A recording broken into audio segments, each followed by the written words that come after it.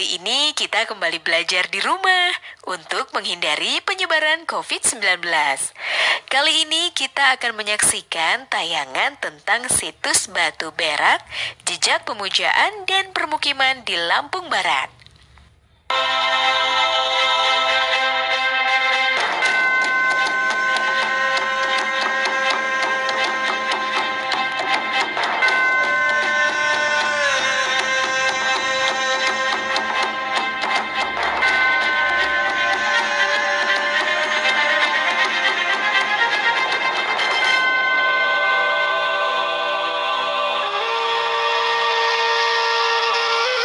Lampung Barat merupakan salah satu wilayah bagian Provinsi Lampung yang terkenal memiliki kekayaan akan wisata alamnya yang indah. Tak hanya Taman Nasional Bukit Barisan Selatan, tetapi juga terdapat peninggalan purbakala berupa situs peninggalan zaman prasejarah yang banyak tersebar di Kabupaten Lampung Barat.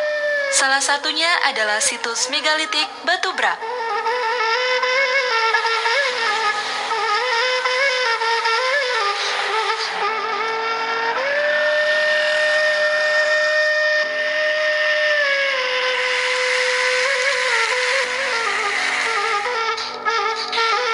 Ini dapat dicapai dengan perjalanan darat, yakni dengan kendaraan roda 4 dan 2.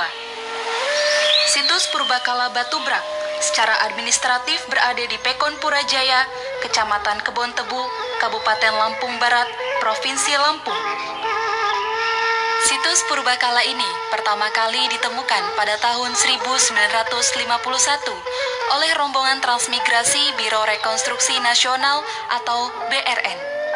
Selang beberapa tahun setelah ditemukan, pada tahun 1980, penelitian pertama dimulai oleh Profesor Dr. Haris Sukendar, seorang arkeolog dari Jakarta.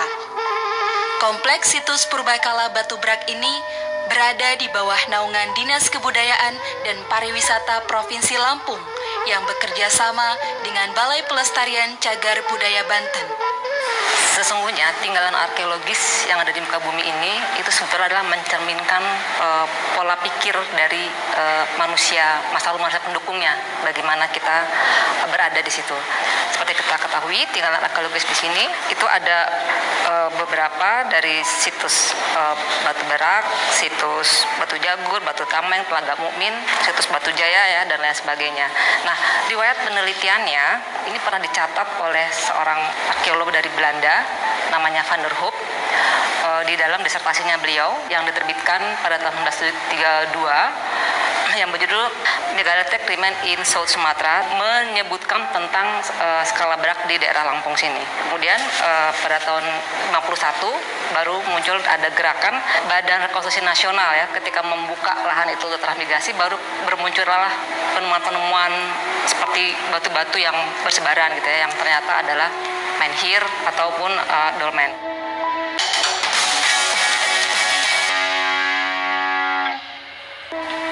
Kemudian situs ini telah melalui pemugaran selama 4 tahap yang dimulai pada tahun 1984 hingga 1989. Pada tahun 1989, kompleks situs megalitik Batu Brak mulai dibuka untuk umum, baik untuk wisata maupun untuk keperluan penelitian. Nah, apa saja tinggalan yang ada di sana? Itu antara lain adalah situs Batu Berak yang besar ya. Di situ ada dolmen, menhir, ada batu umpak. Ya, dia memanjang antara tenggara dan barat laut teratur tadi. Dikelilingi oleh bukit-bukit dan gunung ya. Jadi kalau di sebelah utaranya Bukit Abung, di sebelah selatannya itu Bukit Asahan, di sebelah barat Bukit Rigis, dan di sebelah timur itu Bukit Begelung. Kemudian ada lagi situs Batu Jagur. Nah, Batu Jagur ini dia ada di bukit dan permukaan rata ya, terdapat menhir. Kemudian Batu Tameng. Batu Tameng ini juga terletaknya juga di bukit.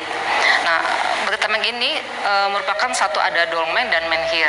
Nah, dahulu katanya di situ ada satu meja yang kemudian di atas itu ada batu bulat ya, seperti tameng, sehingga disebutnya Batu Tameng gitu di situ. Tapi ketika saya ke sana pada tahun 2006 itu sudah tidak ada gitu. Tapi sesungguhnya ceritanya seperti itu, kenapa disebut Batu Tameng. Nah, di sini juga ditemukan juga fragmen tembikar dan keramik tadi, dan ada batu umpak juga. Kemudian Telaga Mukmin, jadi monumen besar dari satu dolmen besar dan ada yang kecil-kecil. Nah, ini juga terletak di lereng Bukit Asahan. Terus di situ juga ada keramik dan tembikarnya di situ juga. Nah, terus ada Telaga Jernih ya sebagai sumber air, jadi tidak heran disebutnya menjadi Telaga Mukmin. Kemudian juga ada situs Batu Jaya. Ini juga lagi ada kompleks megalitik yang besar sekali. Itu ukurannya sampai 220 kali 180 kali 75 cm. Jadi itu besar sekali, jadi hampir 3 meter ya. Kemudian ukuran umpaknya juga besar ya, 85 kali 75 cm. Nah, umpak-umpak ini juga membuktikan bahwa itu mungkin sebagai tempat tiang ya di situ, tiang yang menunjukkan bahwa ada satu mungkin tiang rumah, jadi seperti pemukiman dahulunya di situ. Nah, di sini adalah situs yang menggambarkan satu tatanan yang banyak dominan dari dolmen dan sebaran-sebaran menhir yang ada di sana. Gunung-gunung dan lembah bukit ini di dalam peninggalan megalitik itu juga terkait dengan latar belakang religi yang mereka anut. Jadi daerah gunung bukit itu adalah daerah yang suci. Jadi kalau ada orang yang mati, penghormatan terhadap leluhur itu adalah dia akan pergi dan bersemayam di puncak-puncak bukit itu. Jadi dengan mereka bertinggal tempat di situ, itu menunjukkan bahwa memang mereka memilih tempat yang suci untuk itu di situ. Jadi mungkin pada awalnya penduduk ini juga mulai ada satu yang disebut primus inter pares ya. Primus inter pares ini adalah pemilihan satu kepala suku. Jadi pilihlah yang memang terbaik di antara masyarakat di situ. Jadi yang paling kuat, yang paling bisa mengayomi, yang mungkin juga yang paling bisa yang paling kaya tanda kutip gitu di situ, dan itu akan yang dipilih menjadi pemimpin. Nah, itu satu. Yang kedua, kalaupun nanti pemimpin ini meninggal, itu juga akan dibuatkan menhir lagi di situ. Nah, tata cara penghormatan itu ya, itu sampai kepada leluhurnya itu di situ, dibuatkan menhir dan dibuatkan juga ada dolmen tadi. Nah, dolmen ini juga sebagai meja saji. Di dalam penelitian itu ternyata daerah-daerah seperti Batu Berak, Batu Jaya dan lain sebagainya itu juga ternyata ada semacam dikelilingi oleh parit ya, parit yang dalam gitu. Bahkan penggalian parit ini memotong dari bentang lahan yang ada gitu di situ. Jadi memang terbukti bahwa itu dilindungi. Jadi kalau itu adalah satu komunitas gitu ya misalnya. Jadi di sini ada Batu Berak khusus sendiri, dia membuat dengan sebaran yang sedemikian yang berjajar misalnya. Dia ada di dalam ternyata itu ada batas, katakanlah sebagai bentengnya, tapi dengan sungai yang dalam, dengan bukit yang dalam itu cara mereka membatasi diri dengan yang lainnya, mungkin juga untuk perlindungan juga untuk binatang buas, dan mungkin juga tidak bisa musuh sembarangan masuk. Kita belum punya tanggal yang pasti secara absolut ya bahwa ini sudah didating di abad sekian. Tetapi kalau di dalam perkerangkaan prasejarah yang namanya megalitik itu berada di antara abad 2500 sampai 500 sebelum Masehi. Di dalam perkerangkaan tadi yang disebut juga oleh peneliti Belanda dari von Heine-Gelderen juga menyatakan bahwa gelombang masuknya kebudayaan megalitik ini itu dibawa oleh orang-orang Austronesia. Nah, itu masuk ke sini, itu gelombang tuanya adalah dengan dia membangun satu bangunan yang namanya menhir dan dolmen. Nah, gelombang berikutnya lagi itu dia ditandai dengan pembuatan bilik-bilik batu dan peti batu. Nah, jadi apa fungsi dari tiang-tiang tadi itu adalah dia berfungsi sebagai pemujaan tadi ya, untuk melakukan satu upacara. Jadi upacara minta upacara kepada leluhurnya, terus upacara supaya hasil panennya banyak, kemudian supaya tidak terjadi bencana alam, kemudian juga supaya minta tanahnya subur sehingga hasil panennya bisa melimpah gitu di situ. Di situ juga terbukti di beberapa tempat itu ada batu bergores. Batu bergores itu juga untuk mengasah benda tajam seperti tombak ataupun mata panah gitu ya di situ untuk mengasah itu. Jadi ini sebelum dilakukan perburuan misalnya, nah mereka melakukan upacara itu dulu di situ, setelah itu melakukan ritual itu.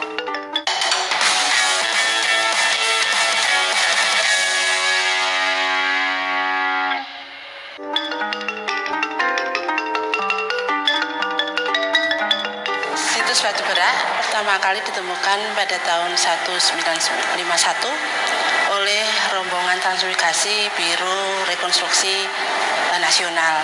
Kemudian pada tahun 1980 dilakukan penelitian ya secara intensif oleh Pusat Penelitian Arkeologi Nasional yang menyimpulkan bahwa situs batu berak adalah tempat pemujaan.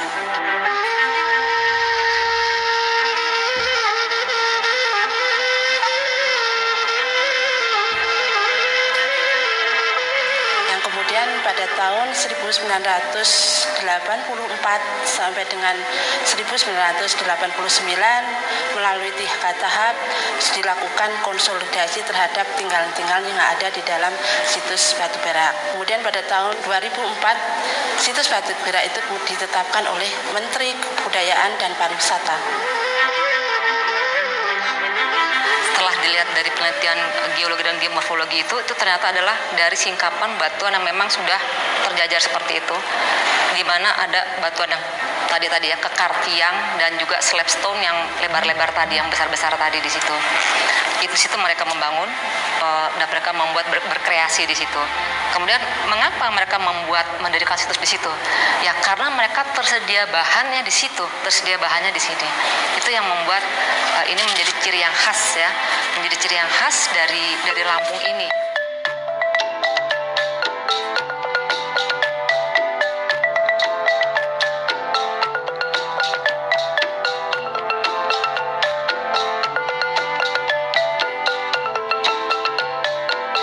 Balai Pelestarian Cagar Budaya juga melakukan pemeliharaan secara periodik, menempatkan 6 juru pelihara, dan juga melakukan penataan kembali terhadap tinggalan-tinggalan yang ada di batu berak. Diharapkan bahwa dengan 6 juru pelihara ini di situs batu berak selalu terpelihara dan tertata dengan baik.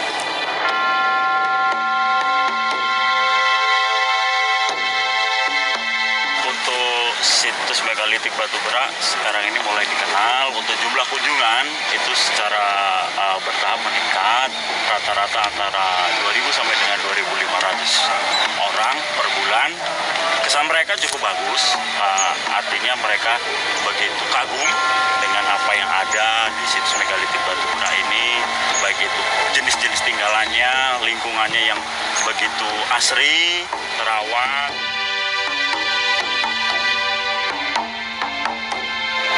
Pemerintah Kabupaten Lampung Barat, khususnya melalui Dinas Pendidikan dan Kebudayaan Kabupaten Lampung Barat, dalam rangka turut melakukan pelestarian, pengembangan dan juga pemanfaatan cagar budaya di situs megalitik batu berak, bekerja sama dengan komunitas-komunitas yang peduli akan concern dengan cagar budaya, melakukan kegiatan pentas budaya di situs megalitik batu berak ini.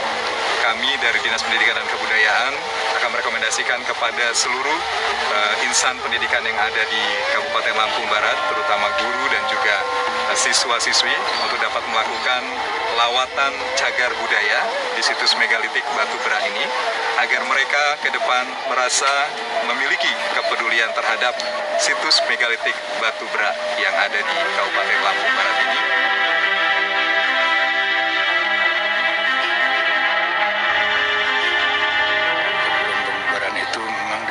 Semua masyarakat dibikin kebun gitu, nah tanpa peninggalan sejarah berbekala gitu. Nah waktu itu ada penelitian dari arkeologi Jawa Barat dari Bandung pada tahun 80 sampai 85, seperti Batu Tameng, Batu Jagur, Telaga Mumin, Batu Jaya, dan air ringgi.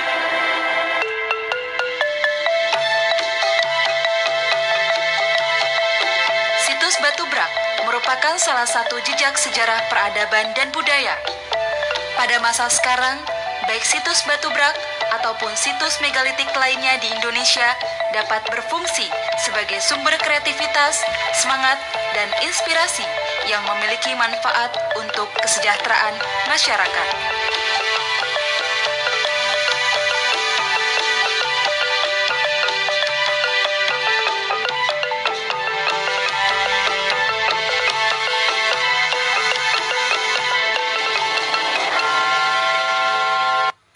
Nah, teman-teman sudah menyimak tayangan tadi ya. Sekarang saatnya kita menjawab pertanyaan ini. 1. Menurutmu upaya apa yang dapat dilakukan untuk menjadikan wisata alam sebagai wisata andalan suatu daerah? 2. Jika kamu adalah pemimpin di suatu daerah yang memiliki banyak situs bersejarah, apakah yang akan kamu lakukan untuk melestarikan situs-situs tersebut? Sekarang tetap belajar dari rumah ya teman-teman, jaga jarak, rajin cuci tangan, dan pakai masker agar kita mencegah penyebaran COVID-19. Sampai jumpa!